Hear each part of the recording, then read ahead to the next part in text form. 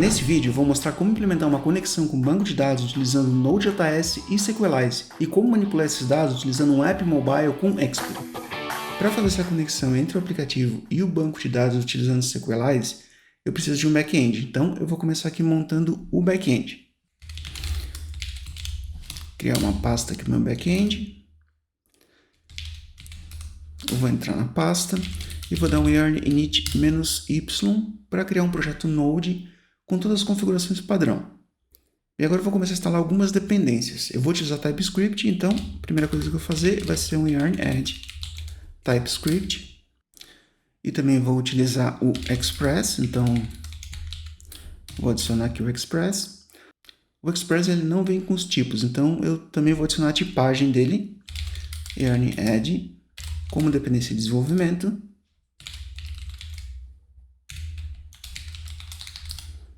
E eu vou utilizar também o TS Node Dev, que vai ajudar a gente a startar o servidor, como a gente utiliza TypeScript, e ficar restartando sempre que alguma coisa modificar no código. Então eu vou também instalar o test Node Dev. E agora eu vou criar um arquivo de inicialização do TypeScript rodando tsc init, ou yarn tsc-init, yarn tsc-init, na verdade. Aí ele criou meu arquivo de configuração do TypeScript, e agora eu posso abrir então no VS Code. Aqui então no VS Code eu tenho os arquivos de configuração padrão. Aqui eu já vou mudar alguma coisa aqui. Aqui no tsconfig, a princípio, a gente não precisa mudar nada. Aqui então eu vou criar uma pasta src, que é onde vai ficar todo o código. E o meu arquivo inicial que vai ser no meu server.ts. Aqui no meu server.ts então eu vou importar o Express.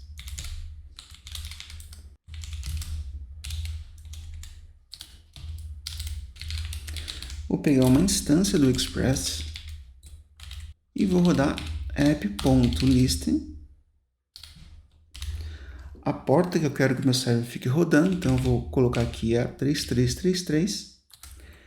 E uma função assim que o server iniciar, então ele chama essa função e eu consigo colocar na tela alguma informação de que o meu server está rodando. E pronto, teoricamente, então agora se eu rodar aqui, na verdade ainda não, falta um pequeno detalhe que é modificar aqui o meu script. Não é nem modificar, na verdade é adicionar o script que eu não adicionei ainda. Então aqui a parte de scripts, então eu vou ter meu script dev, que é o que vai iniciar o meu servidor. E esse script ele vai rodar então ts node dev e eu vou apontar para o meu arquivo inicial, que vai ser src server.ts. O ts node dev, então ele vai compilar o meu arquivo TypeScript e vai rodar. Vai ficar rodando também um nodemon para sempre que eu alterar o server.ts, ele reinicia o serviço para mim automaticamente. Então, agora sim, se eu rodar aqui, ele deveria funcionar. Então, eu vou utilizar o meu script que eu acabei de criar, que é o yarn dev. Vamos ver então. Server running, então aparentemente está funcionando. Eu vou criar então um endpoint de teste só para a gente ver se realmente está funcionando. Eu vou dar um get na raiz. E aí então, aqui eu vou ter minha requisição, a minha resposta. E já que a gente está utilizando TypeScript, eu vou colocar os tipos, né?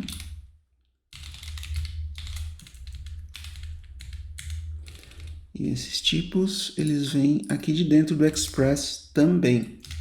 Então aqui eu tenho o meu request e o meu response. Pronto. Se ele cair aqui na raiz, eu vou então só retornar uma resposta. Eu vou mandar um send com um ok. Só para saber que o meu servidor está rodando de fato. Então, vindo aqui no meu navegador, se eu rodar então o localhost na porta 3333, ele deveria então me retornar um ok. Vamos ver. Ok, meu servidor está rodando, então a gente acabou essa parte inicial de configuração do servidor. Agora a gente vai começar então a configuração do Sequelize. Eu vou parar aqui o meu servidor. Eu vou então instalar as dependências que eu preciso do Sequelize. Então, eu vou instalar aqui yarn add Sequelize. E como banco de dados, eu vou estar utilizando o Postgres. Então, aqui eu preciso instalar também o yarn add pg do Postgres e também o pg hstore. E o meu Postgres, eu vou rodar ele no Docker. Então, eu vou criar e rodar o meu banco no Docker só para simplificar, para ser mais simples. Então, para criar meu banco no Docker, eu vou rodar o seguinte comando aqui. Eu vou rodar, então, docker run, o nome do meu container, -e e a senha do banco, -p para mapear a porta que está dentro do container e a porta que eu quero deixar aberta para o meu computador. No caso, eu vou deixar a mesma. E eu vou utilizar a imagem do Postgres, que ele vai baixar a última imagem disponível. Pronto, então minha imagem está rodando. Eu vou abrir aqui com o dashboard do Docker, só para a gente dar uma olhada se está realmente rodando de fato. Pronto, então a gente tem aqui ó, o meu Postgres, está rodando, beleza. E agora então vou utilizar o Sequelize para criar uma conexão com o banco para a gente ver se está realmente funcionando. Então aqui eu vou importar o Sequelize. E agora eu vou criar uma instância do Sequelize.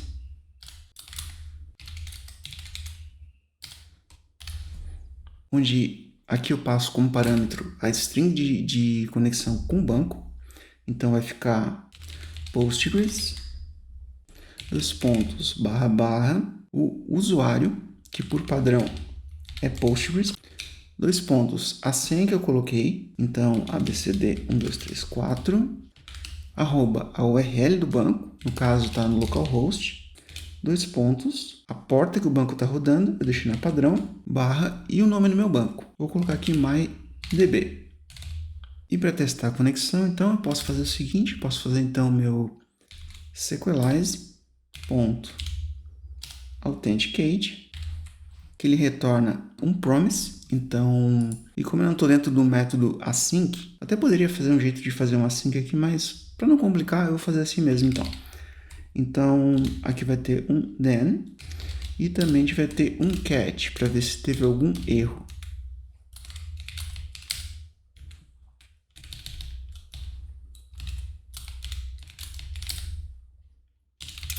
Então aqui eu vou colocar um console.log db connection ok. E aqui eu vou informar então console.log db connection error. E aqui eu vou passar o erro para a gente ver o que aconteceu, se deu algum erro. Então agora eu vou rodar aqui de novo, yarn-dev, e vamos ver se vai conectar. Aqui na verdade ele vai dar erro, é claro, porque o meu database ele não existe. Então a gente vai começar instalando o Sequelize Client, o CLI do Sequelize, para a gente começar a fazer as migrations, desde a parte de criar o banco em si. Então eu vou parar aqui, eu vou instalar o CLI do Sequelize como dependência de desenvolvimento. E agora aqui a gente pode criar o arquivo de configuração do Sequelize da seguinte forma. A gente pode fazer um yarn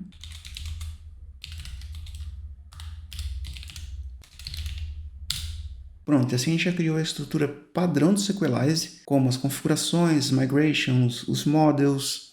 Então a gente vai começar aqui pela configuração. E aqui a gente tem todos os ambientes, o ambiente de desenvolvimento, de teste e o de produção. Por enquanto eu vou mexer no ambiente de desenvolvimento. Então aqui eu vou mudar para a minha senha, que a senha padrão é Postgres. Aliás, o nome de usuário padrão é Postgres. A minha senha que eu coloquei foi abcd1234. O database que eu quero é mydb. O host é o localhost, que é a mesma coisa que 127.0.0.1. E o dialeto que eu estou usando é então o Postgres. E pronto, aqui a gente já tem a conexão com o nosso ambiente de desenvolvimento. E agora nós vamos também criar o nosso primeiro model, utilizando também o CLI do Sequelize. Então, yarn Sequelize CLI model generate -name, o nome do modelo que eu quero, que ele vai ser então, meu nome vai ser produto, attributes, que são os atributos que eu quero para esse modelo em si. Então, só para esse exemplo, ele vai ter um nome, que vai ser do tipo string, e ele vai ter também uma quantidade, que vai ser do tipo number. Então, só para demonstração, a gente vai poder então cadastrar esse produto e alterar a quantidade dele. Vou rodar aqui então. Se tudo deu certo, ele deve ter criado aqui meu produto. Criou. Então aqui está corretamente, eu dei para ele um nome do tipo string, dei para ele uma quantidade do tipo number, então ele criou certinho. Então agora, depois de atualizar o config e criar a minha entidade, eu vou criar o banco em si. Então agora eu vou rodar o meu yarn sequelize CLI db create. Isso aqui ele vai criar o banco para mim, o banco que eu coloquei aqui no meu config, que é o mydb. Então rodando esse comando, ele criou o banco.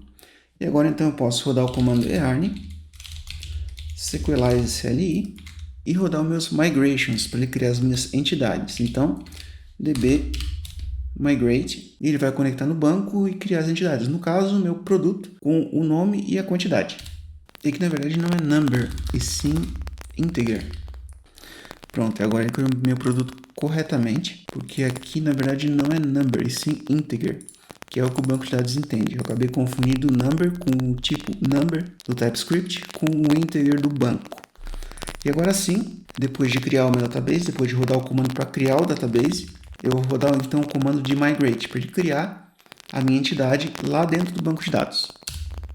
E rodou com sucesso, então a minha entidade já está criada. E aqui então eu só coloquei o ts-ignore para não ter que lidar com os negócios sequelares de tipos, de import, export, porque eu teria que fazer algumas configurações para que funcionasse isso, porque o objetivo aqui em si é conectar com o banco e fazer as operações. Então eu não vou mexer nessa parte de configuração, de tipos do Sequelize. Até nesse ponto eu prefiro o Prisma, que ele já está bem mais preparado para isso do que o Sequelize. Mas vai funcionar sem problema nenhum. Aqui então eu crio um produto e eu vou só mostrar o log do ID para ver se ele criou de fato. Então eu vou retornar aqui então produto criado, ID, e aí a gente passa aqui então o nosso produto .id. Assim, aqui eu confundi com o console log, né? Não dá para fazer assim. Então, tá. Aqui a gente está retornando o produto ID. E agora eu vou rodar o servidor de novo. Servidor rodando, conexão ok. Então agora a gente vai conectar lá no servidor, da mesma forma que a gente fez o teste. E vamos ver se ele vai criar o produto ou não. Dá uma olhada aqui no console. E já deu um erro. Realmente esse problema dos tipos dos Sequelize, então eu vou utilizar o require só para ser mais simples e não complicar realmente. Então eu vou colocar aqui const produto recebe o nosso require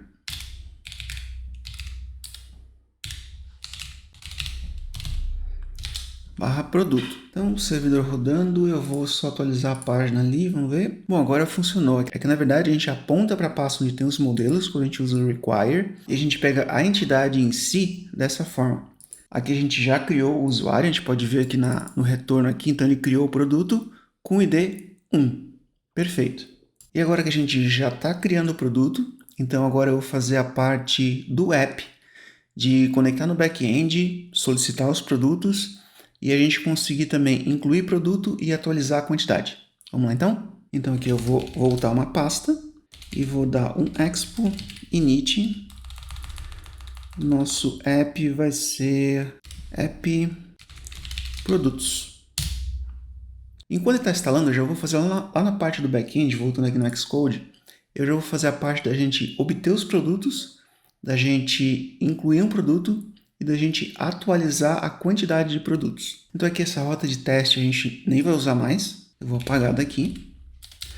Na verdade o correto não é nem colocar as rotas aqui no arquivo principal, que eu só estou colocando aqui para ser mais simples e para não complicar, já que o objetivo desse vídeo é mostrar a utilização do Sequelize. Mas o correto mesmo é criar uma pasta routes e lá dentro, então, criar as rotas, ter uma pasta de controllers, para gerenciar, então, toda a parte de requisições e fazer toda a manipulação com os dados do banco lá dentro do controller, que ele que é o responsável por isso, na verdade.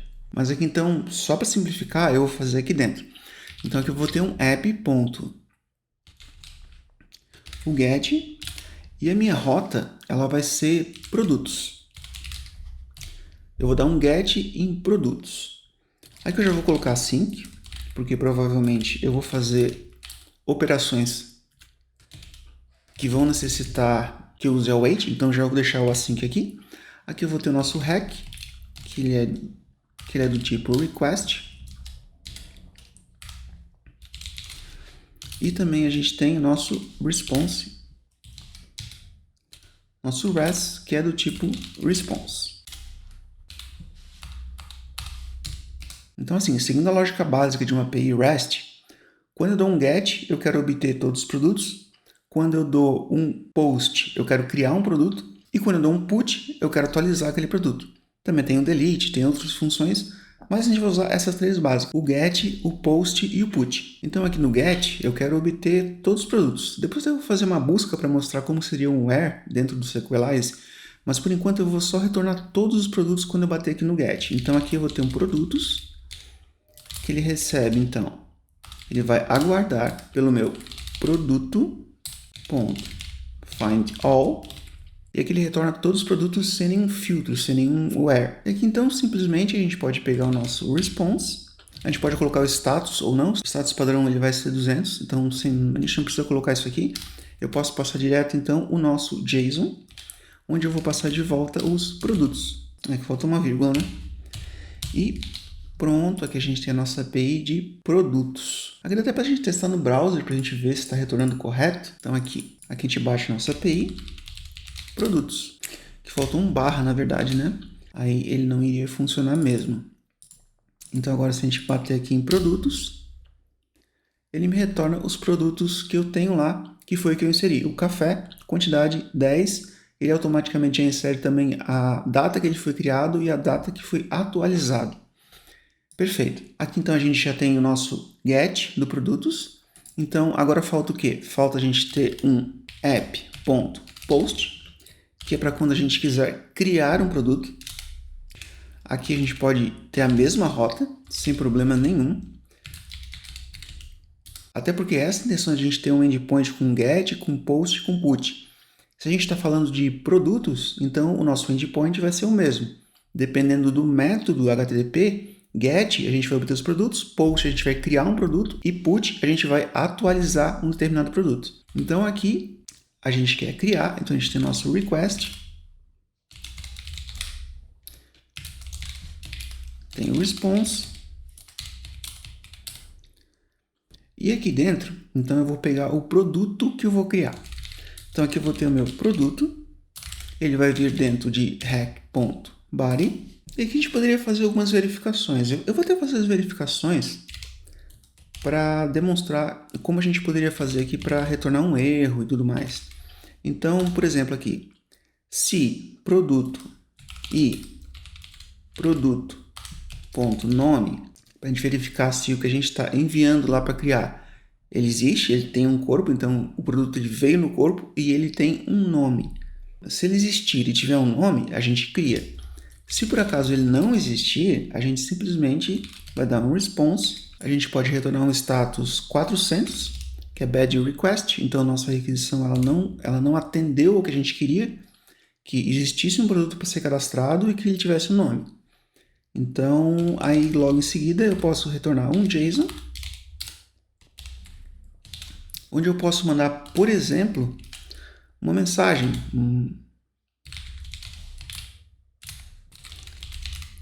Produto inválido. Então, ele não atendeu o que a gente queria, a gente só retorna, então, um erro 400, que é bad request, e uma mensagem que a gente pode definir. Então, se o produto existir e ele tem um nome, aí sim a gente vai criar o produto. E a gente pode fazer o que a gente tinha feito lá naquele teste lá, então. Const p, eu só vou colocar um p, que é o retorno do produto. Quando ele criar, ele vai me retornar o produto com o ID. Então, aqui eu vou fazer await produto.create, e aqui dentro, então eu tenho que dizer quais são os parâmetros que eu estou passando, que é nome, então vai ser meu produto.nome, e quantidade, que vai ser meu produto.quantidade, e aqui eu posso colocar uma condicional, que seriam 2 pontos de interrogação e um zero. O que é isso? Se por algum motivo eu não enviar a quantidade, porque o nome é obrigatório, né? Eu não posso ter um produto se eu não passar o nome. Se por acaso eu não passar a quantidade, eu coloco 0. E aí tá tudo bem. E aqui então, se ele criou o produto corretamente, ele tem o ID do meu produto. O que eu vou fazer então? Eu posso dar um res.json. Então aqui eu vou retornar o ID do produto que acabou de ser criado. E agora falta uma última requisição, um último método, que é o nosso put. app.put. Mesma coisa lá no produtos.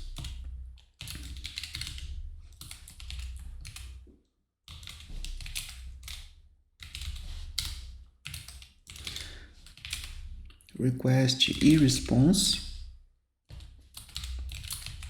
Então aqui eu quero atualizar o produto. Então eu posso atualizar nome e posso atualizar quantidade.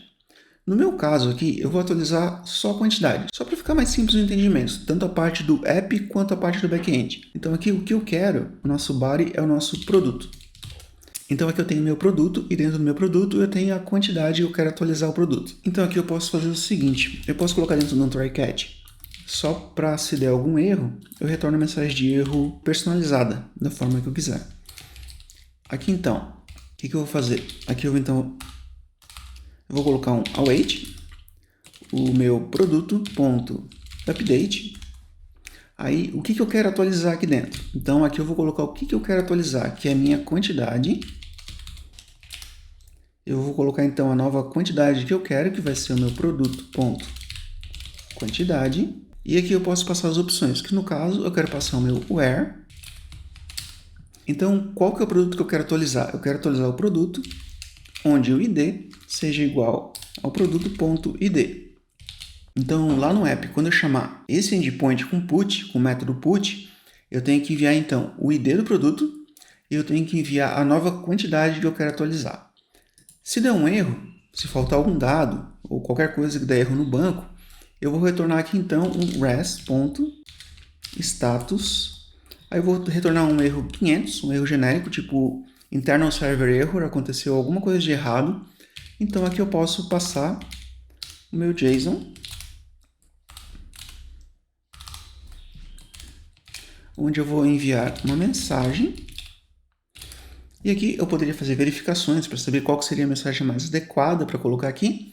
Mas eu vou colocar também uma mensagem genérica. Então, vou colocar erro atualizando produto.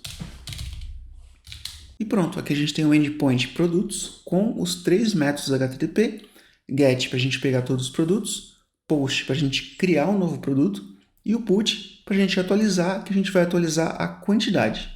Voltando aqui no terminal, então, o nosso projeto Expo ele já finalizou. Agora eu vou entrar então no nosso app produtos e eu vou abrir o VS Code. E pronto, gente, está aqui. E o que eu vou fazer? Aqui então no nosso app, assim que ele abre, eu vou fazer uma requisição para o servidor e pegar os nossos produtos. Então aqui eu vou precisar de um estado para os nossos produtos. Então eu vou ter um const produtos set produtos, onde a gente vai usar o nosso useState, que eu vou começar com vazio, não vai ter nenhum produto. E aqui então no useEffect, que é quando a nossa tela é criada, aqui então eu posso dar um fetch lá para o nosso back-end para a gente obter os produtos. Então aqui eu vou fazer simplesmente um fetch, e aqui a gente passa então qual que é o endpoint que a gente quer bater primeiramente. Aqui então eu vou bater no http //localhost 3333 /produtos. E aqui a gente passa as configurações do nosso fetch. Onde a gente passa, por exemplo, o método que a gente está utilizando. No caso aqui a gente está utilizando o get, que é para pegar todos os produtos. E agora, na hora que a gente receber o retorno, primeiro então a gente transforma a nossa resposta num JSON. E aqui a gente coloca um outro then, onde agora a nossa resposta ela já vai ser um JSON. E aqui na nossa resposta a gente vai ter os produtos. Então aqui a gente pode fazer então o set produtos response.produtos. E aqui então para mostrar os nossos produtos eu vou utilizar uma flat list. Então aqui, flat list. Nossa flat list ela precisa dos dados, então ela vai ter o data, onde o data é o que? Os nossos produtos. Ela precisa de um key extractor, para dizer qual que é a chave de cada item da lista.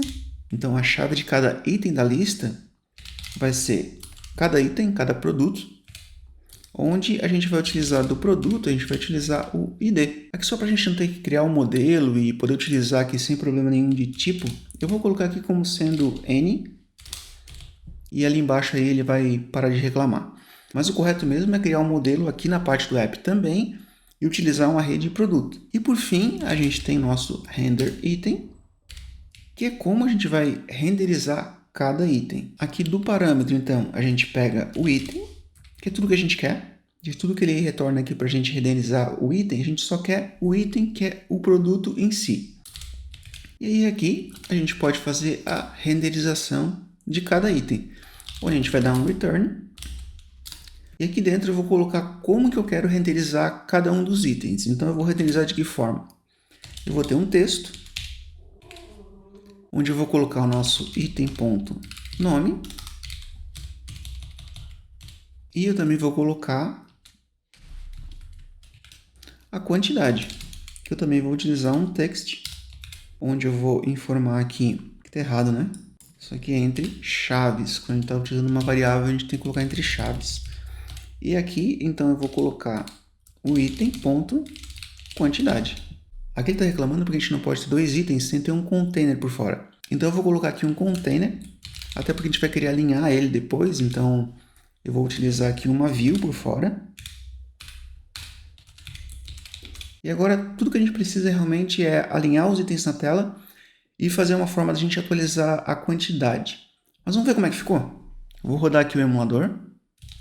Então eu vou rodar aqui um expo start. Na verdade, aqui eu posso rodar direto earn iOS. Então ele vai rodar o expo start -iOS e assim ele já vai abrir o Developer Tools e também já vai abrir o meu simulador também. Eu vou até tirar minha câmera porque vai ficar um pouco travado com o emulador rodando. Aqui a gente pode ver que já deu um erro, na verdade. É porque o ID ele espera que seja uma string. Então, sem problema, a gente transforma isso aqui numa string. Então, aqui eu só pego e coloco isso aqui como se fosse uma string. E aí ele vai parar de reclamar. Só trazer o emulador aqui para a tela. Dar um refresh aqui no emulador. E pronto, já não está mais dando erro nenhum. Só que a gente não consegue ver porque ele ficou aqui atrás, na verdade. Então o que a gente pode fazer é o seguinte. Ao invés de uma view, a gente pode utilizar aqui então o safe area view. E isso aqui já ajuda para que nada seja desenhado fora da tela, onde não seja possível visualizar. E agora então a gente já consegue ver ali o nosso café 10. Então, nossa requisição está funcionando, a gente já está desenhando na tela, só não está muito bem alinhado. E na verdade o Safe Area View não é nem aqui, é aqui, né? Então, estava errado também. Aqui volta a ser nossa view. Só que agora a gente vai alinhar os textos.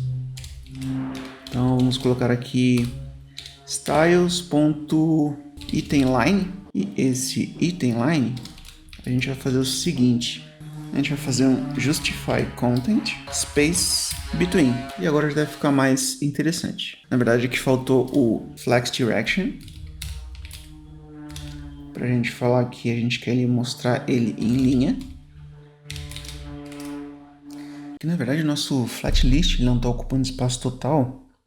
Porque a gente está alinhando o container anterior tudo no centro. Então, a gente só precisa tirar isso daqui. E agora ele deve ficar correto. Agora a gente só dá um espaço. Dá um padding left. Só para não ficar colado na tela. E também dá um padding right.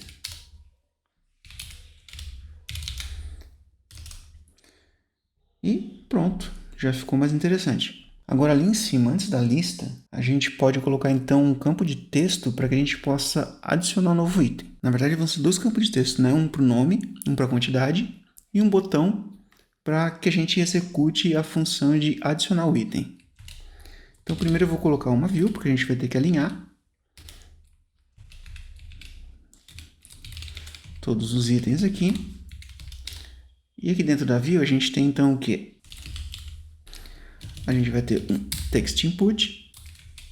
Na verdade, a gente vai ter dois text input. E a gente vai ter um botão. Só colocando o simulador na tela aqui, para a gente conseguir ver as atualizações em tempo real. Agora aqui eu vou colocar o texto do nosso botão.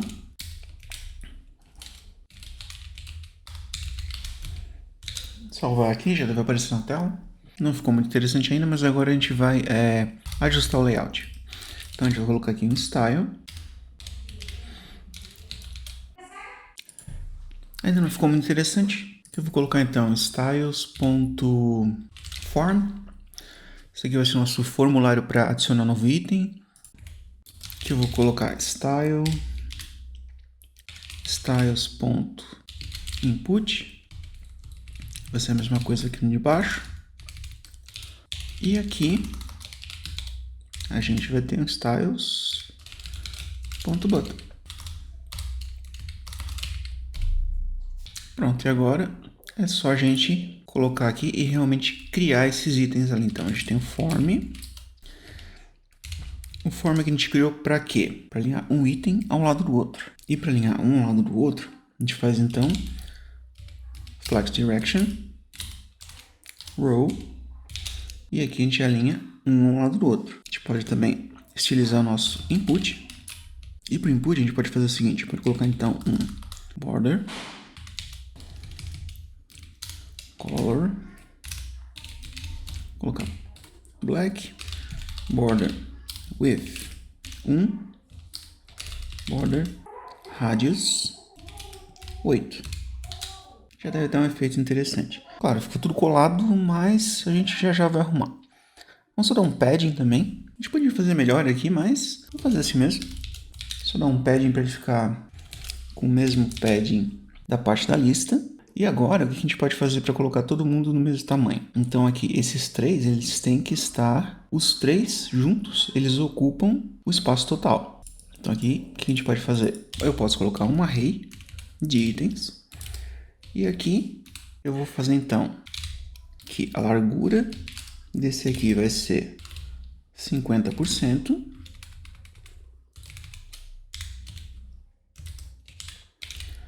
A largura desse aqui vai ser 25%. E a largura do meu botão vai ser 25% também. E a gente soma os 100% do tamanho total. E agora a gente pode dar um espaço entre eles. Aqui eu não vou me preocupar muito com o layout em si, porque não é o foco. Então aqui vamos só fazer o botão, então. Nosso botão. A gente vai colocar então um background para ele. Com um background mais clarinho, né? Não, assim tá bom. Vou só colocar aqui então Justify Content Center. E um Align Items Center. Bom, como eu disse que eu não me preocupo muito com layout, então assim tá bom. Só pra gente demonstrar realmente. Então agora o que a gente precisa? Quando a gente clicar no botão de adicionar, a gente vai então enviar os dados que tiver nesse input e nesse input para criar um novo item. Então a gente precisa armazenar esses valores também. Então a gente vai ter aqui também um novo nome.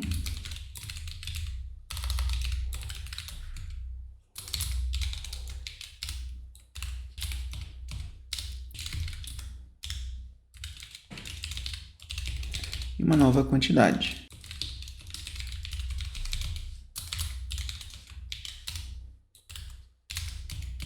Muito bem. E agora a gente coloca isso aqui também no input. Então a gente vai utilizar ele como valor. Novo nome. E onChangeText. Set. Novo nome. Mesma coisa no de baixo. Então, a gente vai colocar nele o valor. Nova quantidade. E onChangeText. A gente pega o texto e seta no set. Nova quantidade. Por enquanto ele está como texto, mas tem problema nenhum. Certo, então a gente já está armazenando aqui então novo nome, nova quantidade. Agora na hora que a gente clicar nesse botão, então a gente vai disparar uma requisição para o servidor para criar um novo item. Então eu vou criar aqui uma função. A função addItem, que ela só vai disparar quando existir pelo menos um novo nome. Lembra que lá no backend a gente colocou se não existir a quantidade de fica 0? Então, beleza, a gente tem que ter um nome pelo menos. Se novo nome, isso aqui no JavaScript já verifica se está vazio, tanto se está nulo, se está undefined ou se está vazio também. Então, se existir um nome, na verdade que para garantir que a pessoa digitou uma coisa, a gente tem que tirar os espaços também, né? Então, a gente vai fazer aqui um string.length maior que 0. Pronto, agora a gente garante que existe realmente um nome. Se existir, então, a gente vai criar o nosso JSON, o nosso data, que a gente vai mandar para o servidor. O nosso data ele tem que ter o quê? Ele tem que ter nome, que é o novo nome. Ele tem que ter a quantidade, que é a nova quantidade. E agora é só a gente fazer a requisição. Então a gente vai utilizar de novo o fetch, onde a gente vai bater no mesmo endereço. Eu vou até copiar ele aqui em cima. E aqui a gente vai colocar as configurações da nossa requisição. Que agora a gente vai estar utilizando o método, não é mais o get. Como a gente está criando, aqui é o método post. E como é um post, tanto post quanto put, ele vai ter um body, que é onde a gente vai enviar o nosso JSON em si. Só que aqui ele espera que isso seja uma string, então a gente vai ter que utilizar o JSON.stringify, que é uma função para transformar o nosso objeto em uma string. E aqui a gente vai passar o data. E aqui vamos colocar um then, para quando a gente receber a nossa resposta. Como o foco é exatamente a utilização do Sequelize, eu não vou nem verificar se deu sucesso, se deu falha aqui. Mas claro, você tem que verificar aqui se deu sucesso, se deu falha. Aqui na verdade a gente transformaria para JSON primeiro, né? E depois faria verificações. Só que aqui eu vou simplesmente admitir que deu certo. E aqui o que eu vou fazer? Eu vou atualizar a tela. Para atualizar a tela, nesse caso aqui, eu vou simplesmente chamar a lista de produtos de novo. Então aqui a gente pode fazer até o seguinte, ó. Const get itens. Só para a gente tirar essa requisição daqui e passar ela para cá. E aqui a gente simplesmente chama o get itens e tá tudo certo. Aí aqui, depois que a gente adicionar um novo item, a gente vai fazer também um get itens e a gente pega de novo os itens do servidor. E assim a gente pega todos os itens atualizados. Inclusive a gente pode fazer um order by lá no servidor para ordenar por nome. A gente vai fazer isso já já. Então tá, o que falta aqui agora então é o quê? A gente chamar a nossa função de addItem quando a gente clicar no botão. Então aqui no botão eu vou então fazer um onPress, né? onPress. Então eu vou chamar o addItem. Simples assim. Pronto. Então aqui a gente está obtendo os itens. A gente já está adicionando. Vamos ver se funciona. Eu vou colocar aqui então um novo item. Ó, bolacha. Eu vou colocar aqui 5. Clicar em adicionar. Algo deu errado. Vou dar um refresh aqui. Alguma coisa está dando errado ainda. Vamos vir aqui no servidor. Que na verdade não está retornando nada, né? Mas não é esse o problema. Mas é que falta a gente dar uma resposta. Como resposta eu vou só retornar o que foi enviado para cá. Sem problema nenhum, assim já está ok. Mas de qualquer forma, o adicionar não funcionou. Por quê?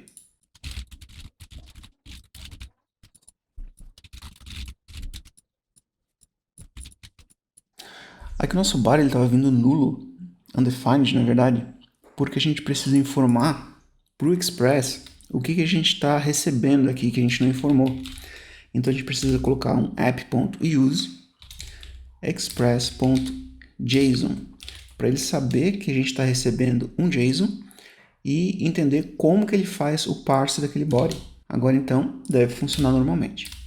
Então, a gente abre aqui no simulador, dá um adicionar e tá lá. Ele colocou o nosso novo item e já mostrou na tela quando a gente pegou todos os itens. Só tem um problema aqui que a gente vai resolver, que é limpar os campos de texto assim que a gente clicar no adicionar e ordenar isso aqui, porque ele está fora da ordem alfabética. Então vamos fazer isso agora.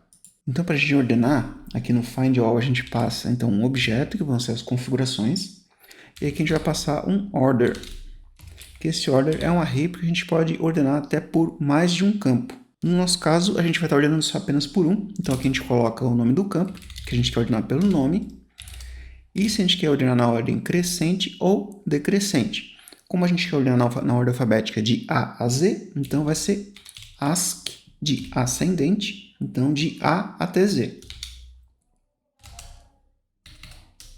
Vou atualizar aqui o emulador e ele já deve colocar aqui na ordem alfabética. Ou não. Sim, aqui que eu errei. Como eu falei, né, a gente pode ordenar mais de um campo. Então, cada campo disso aqui ainda tem mais um colchetes, que é o array, onde a gente informa o nome do campo e qual que é a ordem, se é ascendente ou se é descendente. Então, agora deve funcionar. Só esperar ele recarregar, abrir aqui o emulador, dar um refresh no emulador e pronto, a gente já tem ali em ordem alfabética. Aqui, se a gente colocar um outro nome, por exemplo, arroz, vamos colocar 30, adicionar. Ele já coloca na ordem certa, mas ele ainda não some com os dados que a gente tinha acabado de colocar. Então, vamos fazer isso. É apenas um detalhe para deixar o campo limpo, apesar de não ser o foco, mas vamos colocar. Aqui a gente vai dar um set novo nome para vazio, porque a gente já colocou o nome aqui nos dados, então ele já está salvo ali, não tem problema nenhum. E a gente vai dar um set nova quantidade para vazio. E assim que a gente adicionar, a gente vai estar limpando os campos também. Vou dar um refresh aqui, fazendo um outro teste. Leite. Vamos adicionar e ele adiciona e já limpa os campos para a gente estar digitando de novo. Faltou só a gente fazer a edição do item, a gente editar a quantidade. Então eu vou fazer o seguinte, quando eu clicar no item, ele vai abrir um pop-up, e nesse pop-up eu vou digitar uma nova quantidade e dar um OK. E para fazer um pop-up, a gente faz da seguinte forma. A gente pode fazer lá no finalzinho, a gente vai utilizar então o modal do React Native. Esse modal a gente pode passar algumas propriedades, como o tipo de animação, a gente pode passar como slide, se ele vai ter transparência, eu vou colocar que sim, se ele é visível, então a gente vai colocar aqui uma variável. Na verdade, não vai nem colocar uma variável, né? O modal ele vai estar visível quando a gente clicar e existir um item para a gente estar editando. Então a gente pode fazer o seguinte. A gente pode ter um outro state aqui, que vai ser o nosso produto. O produto que a gente vai estar editando.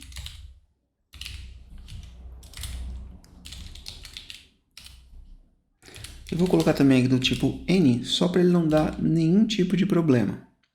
Eu vou colocar aqui ele iniciando como null. Tá. Então, qual que é a condição para o nosso modal estar visível? É se o nosso produto, que é o produto que a gente está editando, ele não for igual a null. Se ele não for igual a null, então o nosso modal vai ser visível. E aqui para o nosso modal, a gente precisa colocar uma view, que vai ser onde a gente vai colocar o conteúdo do nosso modal. E o nosso modal ele vai ter o quê? Ele vai ter um text input, que é onde a gente vai digitar o texto, que é onde a gente vai digitar a nova quantidade para salvar. E a gente vai ter um botão. Também vai ser um touchable opacity, que também vai ter um texto. Salvar. E aqui a gente pode fazer o seguinte. Nosso input ele também pode ter como value, ele pode ter o nova quantidade e o onChangeText. Ele também seta o nova quantidade. Aqui a gente vai ter que fazer algumas utilizações, senão vai ficar muito ruim de visualizar.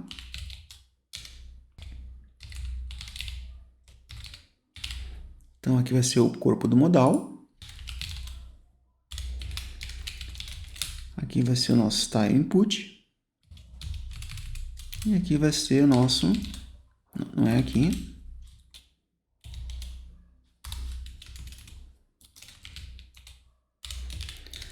Styles.button.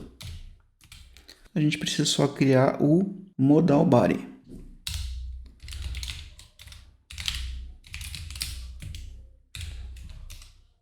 Precisa setar um background color, senão ele vai ser transparente. Então eu vou setar aqui para branco. Vou setar um padding global para 20. E aqui de novo, a gente vai ter que aumentar o tamanho do input, senão ele vai ficar muito pequeno. Então aqui eu vou colocar um style inline, da mesma forma que eu fiz no nosso form lá em cima. Então aqui eu vou colocar um with, só que aqui ele vai ocupar 100%. E também a gente vai alinhar todos os componentes no modal ao centro. Eu falei que não ia fazer muita estilização, mas se não fizer isso, vai ficar muito, muito ruim mesmo. E agora, quando a gente clicar no nosso item, a gente vai então abrir o modal. O que a gente vai fazer então? A gente pode transformar cada linha do nosso flat list num touchable opacity. E aí a gente vai ter o onPress. Só a gente colocar aqui e agora a gente tem nosso onPress. Então, quando a gente clicar nesse item, o que vai acontecer? A gente vai criar um método edit, onde a gente recebe um produto. Na verdade, vamos chamar de item. E aqui, o que a gente vai fazer? A gente vai dar um set produto, que é o produto que a gente está editando, para esse item. Aqui de novo, vamos só chamar de N, só para não ter nenhum problema. E aqui no onPress, a gente vai então chamar o edit, passando o item atual. Por que esse onPress é diferente desse onPress? É porque aqui a gente está só passando qual que é o método que ele tem que chamar diretamente. A gente não tem que passar nenhum parâmetro. Já no edit, a gente tem que passar qual que é o item atual. Então a gente passa para ele uma função e quando ele chamar essa função, a gente executa esse código aqui. Então essa é a diferença. Aqui a gente passa direto a função que a gente quer que ele chame, porque a gente não precisa passar parâmetro nenhum. E aqui a gente passa uma função que quando ele chamar a função, a gente executa uma outra função passando o parâmetro. E como a gente está utilizando a mesma variável nova quantidade aqui para editar, uma coisa que a gente pode fazer para evitar erros é também setar nesse ponto o novo nome e a nova quantidade para vazio. Porque se a gente estiver digitando ali um novo item para adicionar e depois clicar aqui, pode ser que a nova quantidade tenha algum valor. Então a gente seta para vazio aqui só para evitar qualquer erro. E se eu clicar aqui num item, a gente tem um pop-up que não ficou centralizado. Bom, aqui na verdade a gente tinha que colocar uma view dentro do modal que ocupasse o espaço todo e ela sim alinhasse o conteúdo no centro. Só que agora o nosso conteúdo está muito pequeno. Se a gente colocar aqui, inclusive aqui em vermelho, a gente consegue ver que ele está extremamente pequeno. E só para dar uma pequena melhorada nele, vamos colocar uma border color. Vamos colocar aqui um 7, border width 1 e border radius 8. Agora eu só vou dar um tamanho aqui para o nosso input. Vou dar uma pequena margem na parte do botão ali, de 8. Perfeito, agora eu só vou colocar de volta o input para branco. E a gente pode ter aqui também um botão cancelar, né?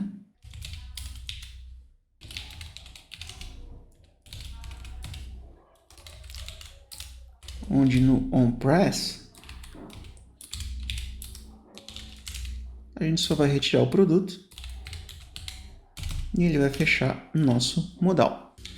Só que o botão vai ficar colado um no outro. Só fazer o seguinte, só dar um espacinho aqui também.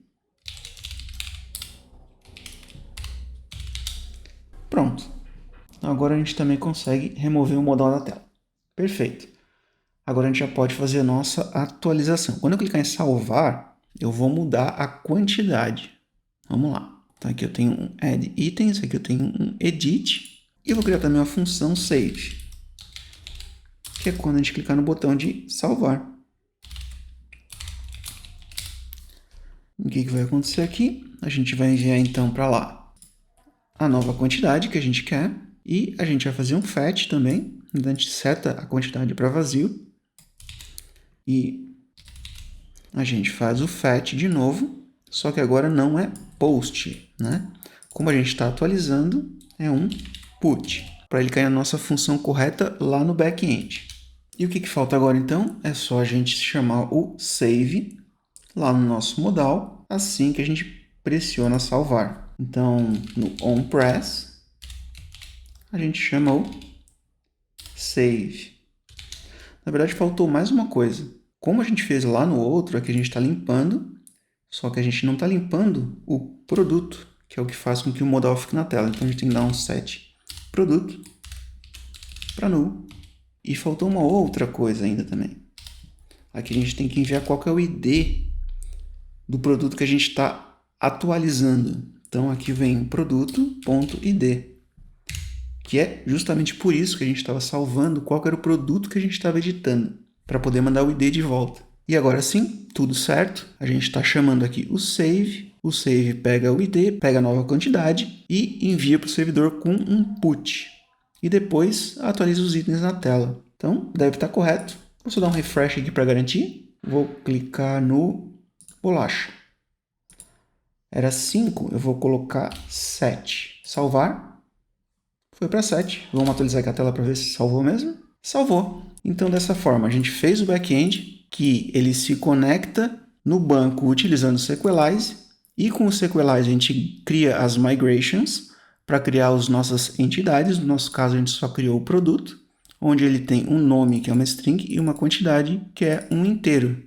Ou no caso do JavaScript, é um number. A gente fez então aqui as rotas com get para pegar os produtos, post para a gente criar um novo produto, o put para a gente atualizar um produto existente, onde a gente passa o ID e a nova quantidade. Aqui a gente poderia passar também a chave nome com o produto.nome. E lá no aplicativo a gente também passar o nome, a gente poderia também atualizar o nome do produto, mas só para exemplificar eu deixei só a quantidade. E aqui a gente fez praticamente todos os itens utilizando o Sequelize, tanto para criar as nossas migrations, os models, conexão com o banco, criar o banco de dados, e ficou faltando só o delete, na verdade. Só que fazer o delete seria bem simples também. Vou colocar aqui só como exemplo, não vou colocar lá no app, mas só como exemplo, a gente poderia chamar, então, não put, né? Já coloquei errado aqui. Então, seria delete produtos async. Então, nossa requisição do tipo request, nosso REST do tipo response. Opa, que foi errado, não era aqui. E sim, aqui. E aqui, para a gente deletar o item, a gente precisaria ter o ID. Então, a gente precisaria receber o ID da mesma forma que a gente recebeu aqui no body o ID. A gente poderia, então, receber um const produto, que viria do body. E aqui, para a gente deletar o produto, seria só a gente colocar um await, o nome da entidade, produto.destroy. E aqui dentro passar, então, as opções, que no caso seria o where. A gente quer deletar esse produto, onde o ID, da mesma forma que a gente atualizou, a gente quer destruir, ou a gente quer deletar o produto, onde o ID seja igual ao ID que a gente passou. Da mesma forma, a gente poderia colocar também um try-catch para tratar se deu erro, se deu sucesso, então retornar a resposta mais adequada. E assim a gente finalizou aqui todos os itens, inclusive o delete. E para esse vídeo era isso. Se esse conteúdo foi útil, não esquece de deixar o seu like. E se você é novo aqui no canal, se inscreve e ativa as notificações para não perder nenhum conteúdo. E até o próximo vídeo.